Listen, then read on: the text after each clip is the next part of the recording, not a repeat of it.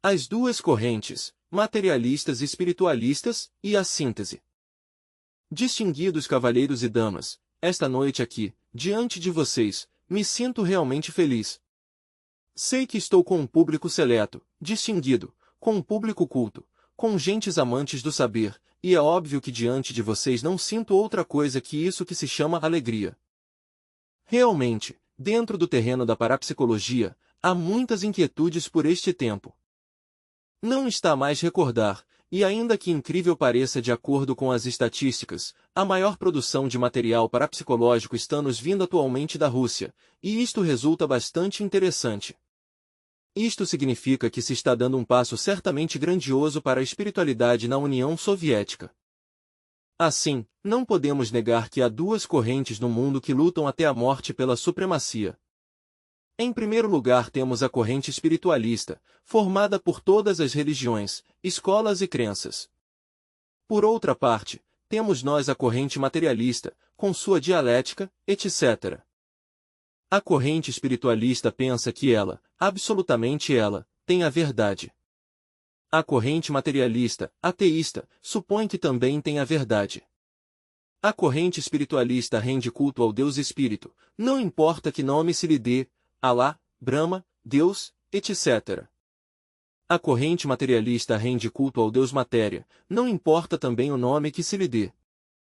São duas correntes, a espiritualista se fundamenta em suas crenças, ainda que também tenha sua dialética, a materialista se fundamenta em suas crenças e não podemos negar que também tem sua dialética.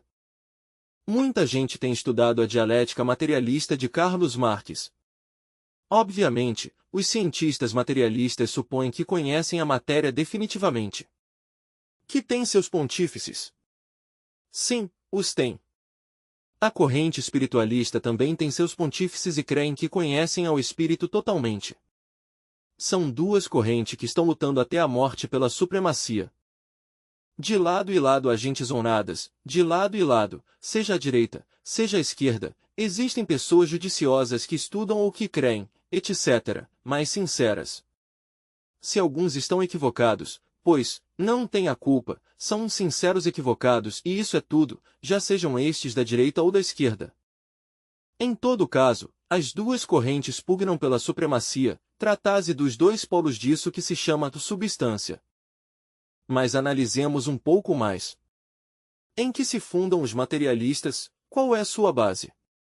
A matéria. Em que se fundam os espiritualistas, qual é sua base? O espírito. Ambos se sentem seguros com suas crenças, ambos têm seu Deus, os uns, o Deus Espírito, os outros, o Deus Matéria, mas cada um tem seu Deus. Assim que nos encontramos nestas épocas ante duas correntes definidas. Obviamente, há muitas escolas de caráter espiritualista, há muitas religiões, etc. Também existem muitas escolas e correntes de tipo materialista. Qual terá a razão? Isso é o que vamos a conversar esta noite. Na realidade de verdade, queridos amigos, cada qual tem sua razão e todos têm sua razão, pois cada cabeça é um mundo. Os da direita têm sua razão, os da esquerda também a têm. Em nome da verdade diremos o seguinte, os da esquerda, apesar de que adoram ao Deus Matéria, não o conhecem. Os da direita, apesar de que adoram ao Deus Espírito, tampouco o conhecem. Ambos, direita e esquerda, se fundamentam nas crenças. A matéria segue sendo, até agora, terra incógnita para os homens de ciência. O que é matéria? Será acaso um pedaço de ferro, ou será um pedaço de cobre, ou um algodão, ou quê? Dizer que tudo é matéria, resulta no fundo empírico. Seria tão absurdo como se dentro de um laboratório químico, dissesse que tudo ali é fósforo, como se não pudessem existir dentro do laboratório nenhuma coisa distinta. Temos que ser judiciosos na análise. Isso de dizer, assim porque sim, que tudo é matéria, não poderia ser de gente séria. O empirismo é empirismo, e nós esta noite vamos ser terrivelmente analíticos. Não queremos juízos a priori, nem empirismos de nenhuma espécie. A matéria em si, ainda que não goste desta forma de falar ao marxismo, é uma substância desconhecida para a física. Que sabem os físicos sobre essa substância? Não digo que não possa ser destruída a matéria, obviamente sim. Mas há algo que não pode ser destruída, a substância. Agora que estamos falando de substância, vem à minha memória uma recordação parapsicológica. Na Rússia se inventou uma lente, com a que se pode ver o fundo vital do organismo humano. Tal fundo é o corpo vital ou lingam sharira dos hinduístas. Agora se fotografou o corpo vital e isto tem deixado desconcertados aos fanáticos do materialismo dialético. Estás estudando o corpo vital, não somente em relação com o organismo humano e dentro do organismo humano, senão também a parte do organismo humano. Estás fotografando, já se lhe conhece. Naturalmente, não quiseram os cientistas russos chamá-lo lingam sharira, ao estilo hinduísta, nem tampouco corpo vital, ao estilo ocidental, batizaramo com o nome de corpo bioplástico. Tal corpo pertence à quarta coordenada, à quarta vertical. Isto significa que mediante poderosas lentes, a União Soviética está perfurando a quarta vertical, e aqueles que riam até faz pouco da quarta coordenada, ficaram francamente derrotados ante o veredito solene da consciência pública. Amigos, a matéria em si, em última síntese é substância, como acabam de demonstrar os cientistas russos ao estudar o corpo vital. Poderia desintegrar-se um corpo humano, mas a substância, em si, continua na quarta vertical. Obviamente, mais além da quarta vertical existe uma quinta dimensão, desconhecida para os físicos. Inquestionavelmente a substância pode também ser depositada na quinta coordenada e muito mais tarde na sexta e na sétima e por último no caos. Quando nossa Terra toda for destruída, quando tenha passado pela morte, porque todos os mundos nascem, crescem, envelhecem e morrem, a substância, a vida do planeta, a matéria como substância, ficará depositada no caos. Será um germe que no caos dormirá durante 7 eternidades. Esse germe, à semelhança dos germes das árvores, conterá em si mesmo todas as possibilidades de vida. A tal germe, os grandes sábios da terceira época dos medievais, chamaram-lhe claramente o Iliaster. Disseram então os sábios, que no amanhecer da vida o fogo criador fez fecundo ao Iliaster deste planeta Terra, que então essa substância homogênea, virginal, puríssima, inefável, começou a diferenciar-se em polos opostos, positivo e negativo. E sucedeu que através de eternidades espantosas, essa substância se foi diferenciando ainda mais em seus polos positivo e negativo, até tomar por último a forma densa, material, física que atualmente tem. Mas ainda conserva seus dois polos, positivo e negativo. O positivo é isso que se chama que espírito, o negativo é isso que se chama matéria. Assim que os da direita se afiliaram ao polo positivo da vida, da substância, da matéria, e os da esquerda se afiliaram ao polo negativo dessa substância que se chama matéria. Qual dos dois teria razão? Os da direita dizem que eles, os da esquerda, que eles. Qual? Na realidade de verdade, a luta das antíteses se resolve pelo salto à síntese. A síntese é essa substância homogênea, pura, imortal, chamemo-la anima mundi ao estilo de Platão, ou como queiramos chamá-la. Essa substância homogênea, inquestionavelmente terá que regressar ao caos, e à semelhança das árvores processar-se-á o seguinte: recordem vocês que quando uma árvore envelhece e se converte em um montão de lenhas, fica o germe. Nesse germe, novamente existem as possibilidades de que a árvore renasça, que uma nova árvore por completo apareça. O mesmo sucede com os mundos: nascem, crescem, envelhecem e morrem. Ao morrer, obviamente se convertem em cadáveres, como a árvore de nosso exemplo, em luas. Assim que nossa Terra em um futuro será uma nova lua, mas a substância em si, a substância homogênea, regressará ao caos. É o germe que conterá em si mesmo as possibilidades de uma nova manifestação em um futuro período de atividade cósmica. Quem tem, pois, a razão, os da direita ou os da esquerda? Os da esquerda, furiosos, gritarão: eu tenho a razão. Viva o materialismo, viva Marx! Os da direita dirão: nós somos os únicos, nós vamos com Deus, somos nós, viva o Espírito, já. E nesta gritaria digo: quem tem a razão? Segue a incógnita no ar, quem a terá? Na realidade de verdade, a razão está na síntese, porque só por meio da síntese se podem reconciliar os opostos. Isto é axiomático em matéria de filosofia, isto é exato em questões de lógica. Assim que na realidade de verdade, a síntese é que ambos têm a razão. Os da direita têm razão, posto que se afiliaram à parte positiva da substância homogênea que os cientistas chamam matéria.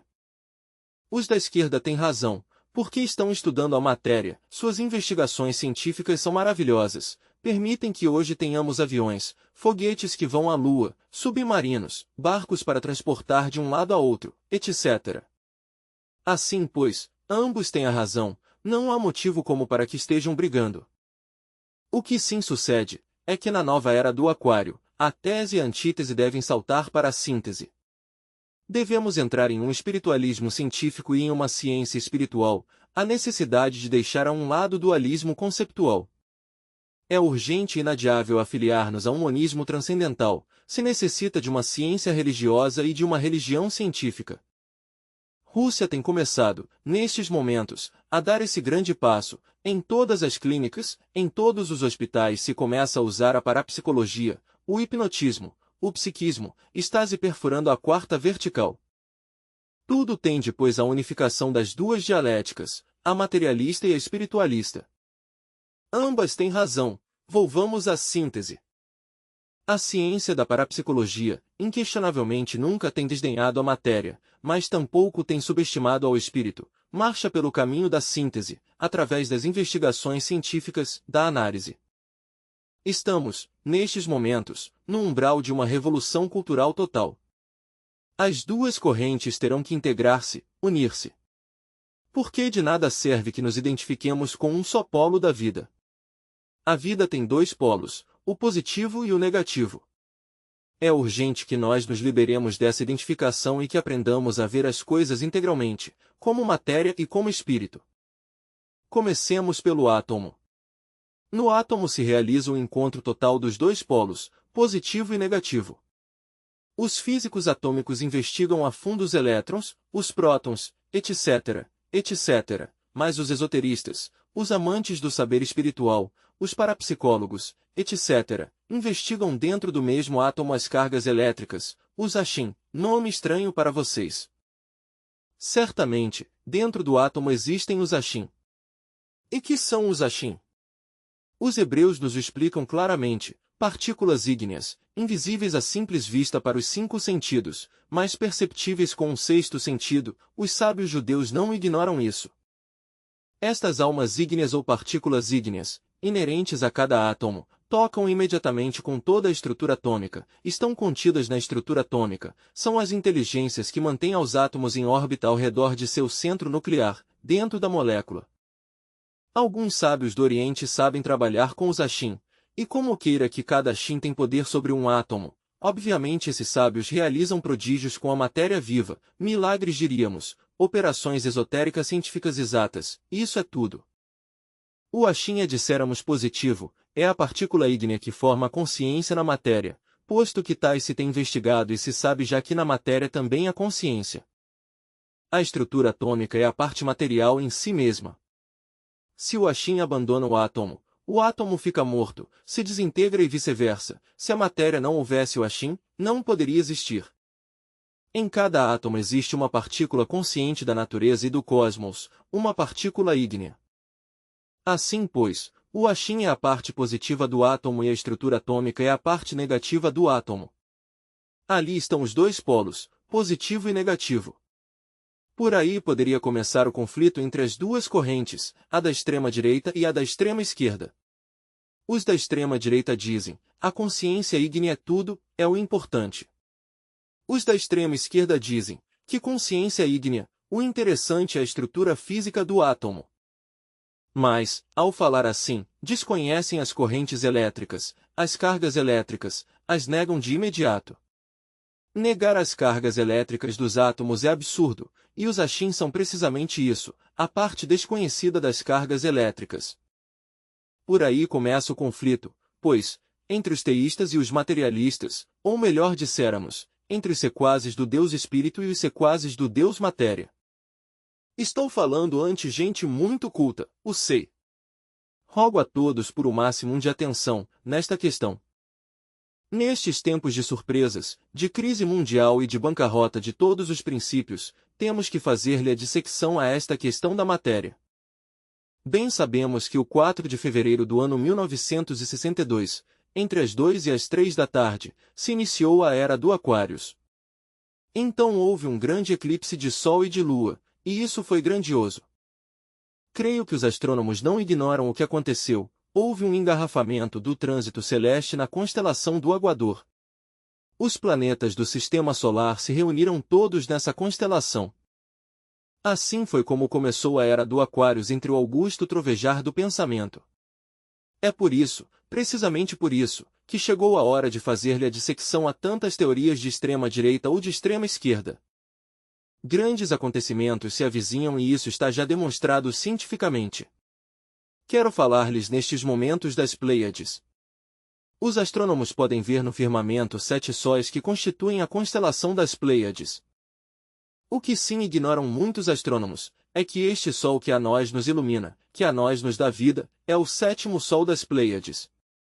Exatamente, vivemos em um mundo que gira ao redor do 7º Sol das Pleiades. Cada um dos 7 sóis é o centro de um sistema solar. O 7º Sol, quer dizer, o nosso, é também o 7º das Pleiades e ao redor dele giram os 7 planetas do sistema solar. Assim que, em verdade, se não o sabiam, pois saibam-no todos os aqui presentes, somos habitantes de um pequeno planeta que gira ao redor do 7º Sol das Pleiades. Com outras palavras lhes direi, somos habitantes da constelação das Pleiades. Em um pequeno mundo chamado Terra, que gira ao redor do 7º Sol das Pleiades, vivemos nós os pobres seres humanos que nos cremos sábios, quando tão só somos míseros vermes do lodo da Terra. Mas há algo terrível nestes momentos que tenho que dizer. O Sol Alcione é transcendental e toda a constelação das Pleiades gira ao redor do Sol Alcione. Tal Sol está rodeado de um anel energético poderoso, projetado no espaço há muitos milhares de anos-luz. Distinguimos entre esse anel do Sol Alcione e o anel de Saturno. O anel de Saturno está formado por pedras, areias, meteoros, etc., mas o anel de Alcione é radioativo. Sucede que os elétrons desse Sol, projetados ao espaço exterior, se desintegram, se fracionam, e então geram um tipo de energia muito especial que, como lhes disse, se projeta no espaço há muitos milhares de anos-luz. Cada 10.000 anos, nosso planeta Terra tem que atravessar esse anel. Estamos, pois, no preciso instante em que a Terra vai entrar no anel do Sol Alcione. É um tipo de energia muito especial, luminosa. Não sabemos em que instante vai entrar a Terra nesse anel, mas está para entrar. Desde o ano 1962, 4 de fevereiro, estamos nos acercando perigosamente nesta viagem que levamos, rumo a esse anel, e estamos chegando. Os 3 astronautas que estiveram em órbita no ano 1974 ao redor da Terra, durante longo tempo, já viram essa radiação especial e assim o informaram, é uma radiação nunca antes vista. Em qualquer instante entraremos. Se o Sol entra primeiro, teremos uma grande escuridão, devido à interferência das duas radiações, a do Sol e a do Anel. Mas em verdade, depois dessa escuridão, que durará 110 horas, veremos como uma chuva de meteoros. Se é a Terra que entra primeiro, pareceria como se tivesse se incendiado totalmente. Assim se apresentará esse fenômeno ante a vista. Estamos por entrar, de um momento a outro entraremos, não se surpreendam quando isso for. Estamos já, disséramos, chegando, não sabemos em que instante suceda, mas estamos chegando. E então haverá um dia muito longo, um dia que durará 2000 anos. Porque é claro que a radiação desse anel é luminosa, maravilhosa, formidável, envolverá a todo o planeta Terra. E por isso não haverá noites durante 2000 anos. Até as cavernas mais profundas da Terra vão ficar iluminadas por essa radiação, será uma luminosidade muito especial. Vai tal radiação atuar sobre as moléculas vivas disso que se chama matéria. Por ende, haverá uma transformação molecular completa no mundo Terra, muitas fórmulas físicas, atômicas, etc., serão alteradas, e a ciência que hoje em dia temos, pode sofrer uma grande modificação, os remédios que usamos no terreno da medicina para a cura, Então não servirão porque as fórmulas químicas mudarão, a matéria, ou isso que chamam matéria, se irá fazendo cada vez mais radioativa, mais radiante em todos seus aspectos. A humanidade se definirá ainda mais, a gente definitivamente perversa, se lançará pelo caminho da mais franca degeneração, considerando o fim, e as gentes que trabalham pela regeneração espiritual, pela transformação íntima, lutarão até a morte para lograr a autorrealização do ser interior profundo. Nos encontramos, pois, ante algo gigantesco, grandioso, terrível. Durante 2000 anos não voltaremos a necessitar da luz do sol, porque a radiação de Alcione nos iluminará totalmente. Isto produzirá mudanças tremendas na ciência física, assim que os dogmas científicos que atualmente temos serão destroçados completamente, porque haverão mudanças nas fórmulas matemáticas, nas moléculas, na biologia, etc. Quero que entendam, pois, amigos, que estamos nos acercando a uma grande mudança que repercutirá, totalmente, na forma de pensar das gentes. Os que se têm fanatizado com a extrema-direita ou com a extrema-esquerda, se preocuparão então, realmente, por conhecer a verdade e saberão que, na realidade de verdade, há que buscar a verdade dentro de nós mesmos, porque quem tem crenças não tem a verdade, não a conhece, unicamente creem nela, mas nunca tem experimentado. Os fanáticos da extrema-direita e da extrema-esquerda não conhecem a verdade. Necessitamos conhecê-la, e somente é possível conhecê-la conhecendo-nos a nós mesmos. Necessitamos autoexplorar-nos para conhecer-nos. De nada nos serve que nos identifiquemos com a corrente da direita ou com a corrente da esquerda. O único que nos serve é a verdade, e esta só é possível conhecê-la autoexplorando-nos a si mesmos, investigando-nos a fundo, totalmente, completamente. Por estes tempos se têm feito alguns experimentos assombrosos. No Brasil se inventou um aparelho de fotografia que demonstra que tudo não é matéria física. Podese fotografar formas mentais do pensamento, formas da emoção, podese fotografar a aura que envolve as gentes, assim como também a aura das plantas, etc. Está-se perfurando, pois, a dimensão superior, a quarta vertical. Assim que estamos frente a eventos extraordinários. Os que investigam o Triângulo das Bermudas, nos comunicam coisas insólitas, aviões que passam por ali, desaparecem, algo os traga, se perdem o espaço, nunca mais voltamos a saber deles. Barcos, cheios de gente, têm desaparecido, a dimensão desconhecida os tem tragado. O enigma está de pé, e os da extrema-direita não o têm resolvido nem os da extrema-esquerda. Falta que sejamos mais maduros, falta que o pensamento humano se faça mais maduro, porque se um está identificado com a extrema-direita ou com a extrema-esquerda, não pode investigar seriamente, porque o pensamento está condicionado. Chegou a hora em que o pensamento deve amadurecer. O pensamento deve fluir íntegro, unitotal, o pensamento não deve identificar-se com a extrema-direita nem com a extrema-esquerda. Amigos, existem fenômenos que os físicos não conhecem. Me vem nestes momentos, à memória, o caso maravilhoso das senhoritas Fox, de Merville. Contaze que a princípios deste século, e isto sabem os homens de ciência, que aconteceu pois, nos Estados Unidos, um fato insólito, estranhas pedras eram atiradas por mãos invisíveis. Algumas pedras saíam do interior de uma casa e entravam novamente a casa passando por uma janela, quer dizer, saíam por uma janela e entravam por outra, violando todas as leis físicas, ruídos nos móveis, golpes nas paredes, no piso, no teto, etc. Um cientista extraordinário, William Crookes, resolveu investigar essa questão. Começou por organizar, seriamente, um laboratório. Dentro desse laboratório se estabeleceu uma câmara à prova de segurança. Aquelas senhoritas Fox foram submetidas a exames rigorosos, tratava-se de duas senhoritas de uma família muito culta. Colocou-se as duas senhoritas dentro da câmara, atou-lhes, devidamente, a postes de ferro. Seus corpos foram envolvidos com arame elétricos, até os dedos de suas mãos, em forma tal, que qualquer movimento que tentassem fazer, seria suficiente como para que soasse um timbre. As possibilidades de fraude eram praticamente nulas. Antes de submetê-las ao experimento, examinou-os eles clinicamente, as provas de sangue, estiveram muito corretas, não se achou nelas o terrível, pálido, nem nada pelo estilo, foram normais, sangue normal, os rins foram examinados. Corretos. Nem ureia fora do normal havia ali neles, o pulso funcionava correto. Examinou-se a urina, a excreta, para ver se havia alguma normalidade especial, não se achou nenhuma normalidade. Depois de ter feito tais análises médico-clínicas, começaram os experimentos. Assim atadas e controladas pelos homens de ciência, os experimentos se fizeram rigorosos. Em presença dessas senhoritas, materializou-se Kate King, uma dama que havia morrido fazia já muitos anos. Fez-se visível e tangível dentro do laboratório, deixou-se fotografar.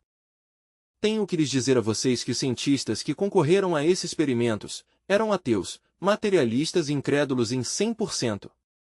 No entanto, em presença deles se materializou Kate King. Permaneceu 3 anos materializada, deixou-se submeter a todas as investigações que os cientistas lhe fizeram, deixou-se tirar toda a classe de fotografias. É óbvio que os ateus materialistas, inimigos do eterno, deixaram de sê-lo, se converteram em homens espiritualistas. Mas o experimento foi terrível e aos 3 anos, em presença deles, foi-se desmaterializando lentamente Kate King ante as câmaras fotográficas. Despediu-se deles, os abraçou, e ainda mais, para que eles se dessem conta de que não tinham sido vítimas de nenhuma alucinação, lhes deixou um cacho de seus cabelos e as fotografias. O experimento esteve, pois, devidamente demonstrado, completamente. Os cientistas ficaram convencidos, não houve fraude de nenhuma espécie. Ademais, as senhoritas Fox eram 2 senhoritas dignas, de uma honrada família.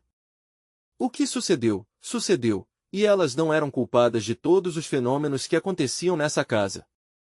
E que diremos nós de Eusapia Paladino, de Nápoles? Isso foi muito mais tremendo. Em presença de Eusapia Paladino de Nápoles, uma mesa se levantou sozinha no espaço, violando completamente a lei da gravidade. Fraude, diria qualquer, assim pensaram os cientistas que vieram de toda a Europa a Nápoles. Todos eram incrédulos, diziam, vamos, agora mesmo, a desmascarar a fraude. E chegaram, pois, com o propósito de desmascarar a Eusapia Paladino. O mesmo que no caso das senhoritas Fox, foi analisada clinicamente. Sentou-se em uma cadeira, atou-se a postes de aço, envolveu-se todo o seu corpo com arames elétricos, até os dedos de suas mãos, em forma tal, que se tratava de mover sequer um dedo para fazer alguma fraude, imediatamente soava um timbre. As possibilidades de fraude eram ali completamente nulas. Que nos diriam, a isto, os sequazes da escola materialista, os fanáticos do materialismo dialético? Creem acaso, os fanáticos de tal escola, que os sábios que concorreram a esses experimentos se tivessem deixado enganar? Ademais, aqueles sábios também eram sequazes da escola materialista, eram dialéticos. Então que? E em presença de Eusapia Paladino, devidamente controlada pela ciência oficial, apareceu a mãe de Bottazzi, um cientista italiano. Avançou dentro do laboratório, abraçou a seu filho e lhe chamou, carinhosamente, com um nome com o que se chamava na família. Deixou-se tirar fotografias e isto ficou demonstrado até a saciedade. Então que? Em presença de Eusapia Paladino, de Nápoles, sucederam coisas insólitas, mãos desconhecidas, por exemplo, ficaram gravadas sobre pratos cheios de farinha, ou sobre a farinha dos pratos, para ser mais claro. Rostos ficaram gravados em gesso, gesso em pó. Um instrumento musical que estava encerrado em uma caixa de aço carregada com eletricidade, ressoou deliciosamente. Uma bandolina, que estava no solo, foi levantada pelos ares e mãos invisíveis arrancaram dela as mais deliciosas sinfonias. Mesas flutuavam no espaço, cadeiras se levantavam, violando completamente a lei da gravidade. Foram grandiosos os experimentos que se fizeram nesse laboratório, básculas de precisão se moveram, indicando determinada quantidade de peso, pratos nos que não se tinha colocado nenhum peso e de pronto marcavam determinado peso. Os experimentos foram exaustivos e ficou comprovado que, na realidade de verdade, dentro do fundo orgânico há algo mais que só matéria física. Logrou-se descobrir que existe algo desconhecido pelo ser humano, em uma dimensão superior. Assim que os fatos são fatos e ante os fatos temos que render-nos. Obviamente, há algo dentro do organismo humano que os cientistas não conhecem. No entanto, começase, como já lhes disse a vocês, a perfurar a quarta vertical. Estou seguro que se avançará muito nestes estudos durante a Era do Aquários, que já começou. Obviamente, nos encontramos nestes momentos ante acontecimentos que não demoram chegar. Faz pouco, realmente muito pouco, que se iniciou a Era do Aquários. No entanto, começa a agitação em todas as mentes e todo mundo quer saber algo, todo mundo deseja saber algo de tipo superior. Sobre experimentos de hipnologia, por exemplo, um indivíduo em estado hipnótico pôde informar sobre fatos, sobre sucessos ou acontecimentos que se estavam sucedendo em instantes em que ele está em transe. Quando se tem investigado, se tem descoberto a realidade dos mesmos. Por que um sujeito, em estado hipnótico, pode informar-nos sobre fatos que estão acontecendo em remotos lugares da Terra, ainda mais, em lugares não demasiado remotos, fáceis de controlar? Como nos explicariam isto os fanáticos da dialética materialista? No entanto, não estamos contra o materialismo, pois tem o polo negativo da substância essa que nós denominamos matéria, e estudá-la é até um dever. Não nos pronunciamos contra a dialética materialista, porque isso seria absurdo, posto que se necessita investigar a matéria, para poder criar elementos necessários para a vida, como são os automóveis, os aviões, etc., etc., etc. Tampouco estamos nos pronunciando contra a corrente espiritualista.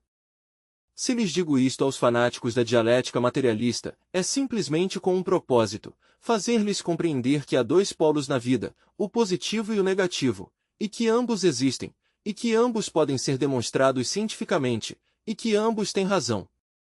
Assim que, na realidade de verdade, não me estou pronunciando contra a direita nem contra a esquerda. Nós, os gnósticos, seguimos o caminho do centro, o caminho da revolução psicológica, e isso é tudo. Vamos nos adentrando, sim, em enigmas que eles não podem responder.